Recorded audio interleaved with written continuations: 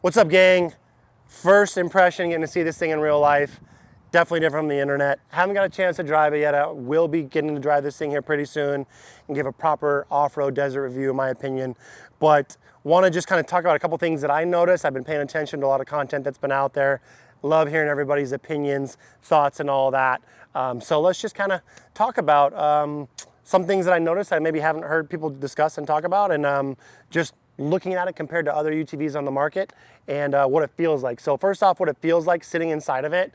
Overall, the leg room, driver's side, the left dead pedal definitely feels a little short with the seat all the way back. I like the fit and feel of the stock seats. The seats look really cool in my opinion. They look great on the internet. They look great in real life.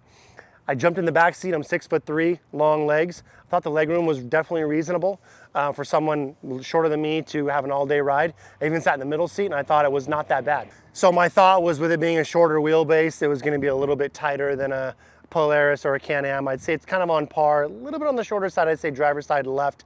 So that remains to be seen if I put 10 hours in the behind the wheel of this thing, if it'll be really uncomfortable.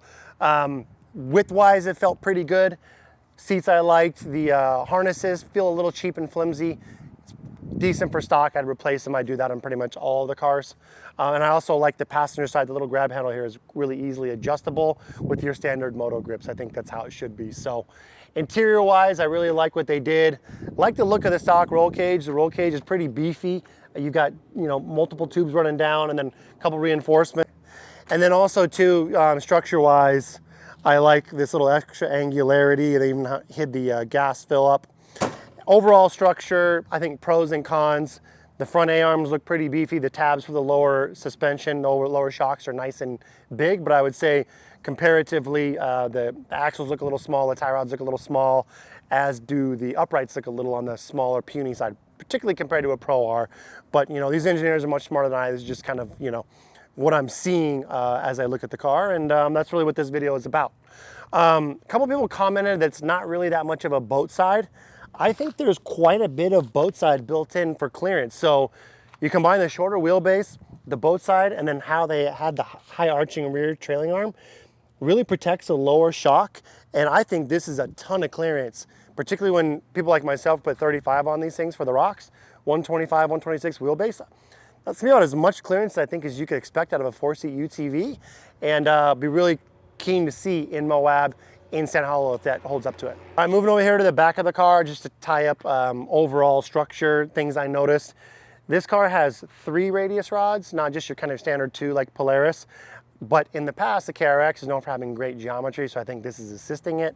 It's a little bit of a bummer that the little small sort of hidden tie rod is single shear as it mounts up to the trailing arm, but the rest is double shear. Looks pretty stout, but just interesting, just things I'm kind of commenting. One thing that I don't like, there's no tow loop here in the back. We're gonna scan this thing to make some cool parts for it. That's one of the things I think I'd like to have as I go tie this thing out. We took a spare tire. This is an old bore 35, one of our rock tires. A little bit bigger than the desert tires we run, but I'm really excited how nicely it fits in here. Now, just getting a visual, we can go a couple different ways with how we'd mount the tire. We can bring it back a little bit, and I think still have good enough room for a decent all-day size cooler as well as some tools. So at first I'm thinking, man, I really don't like this open rear area, but now that I think about it, there's some room to move around. It's easier to get into if you're not as tall. So there's some definitely benefits to it, and I think companies like us, ourselves, an option to make a cool tire carrier and storage combo without having to mess with any of the stock plastics. So I like that a lot, and not just to make money, but I think as a pragmatic, something type of swing up, easy to get to your stuff, it's gonna be really cool. Coming inside, I think the quality of the gauge and the Garmin GPS is cool. It's very high quality. You've got an altimeter, access to your cameras. You can adjust the zoom of the cameras. You've got some pop outs here, which would work with a Switch Pro or just some other switches. I like that this thing has a parking brake.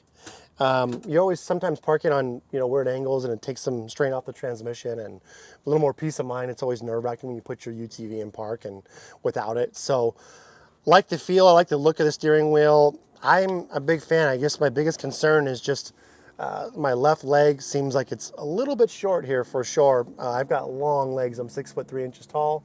Speaking of which, the headroom is just about perfect on the stock cage. Great looking stock cage, and with my helmet. I've got ample clearance to be safe, so great height right there for OEM, about as good as it gets. So that is also cool. And big 2-inch heavy structure, lots of structure. 2 tubes here coming in the rear and then 2 coming down the center. So definitely for stock, they did a good job in terms of what it looks like it'll be sturdy. So stoked to see that. So one detractor that I've been reading about, researching, watching all the other content is 16-inch wheel stock. A couple other people have put 15s on, but it's a 4x3 offset, which is not a good offset for a desert tire.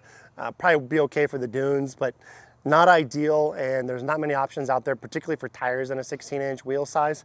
So that could end up being a little bit of a bummer. The brakes are big, so Kawasaki, these brakes better work really good to now create this new kind of issue or conundrum that we'll be facing in the marketplace here. So I'm sure we'll sort it out. It's just my first, what I've done research-wise. So can't wait to get behind the wheel of this thing, see how she really looks, feels, and responds in real terrain. It's what we're known for.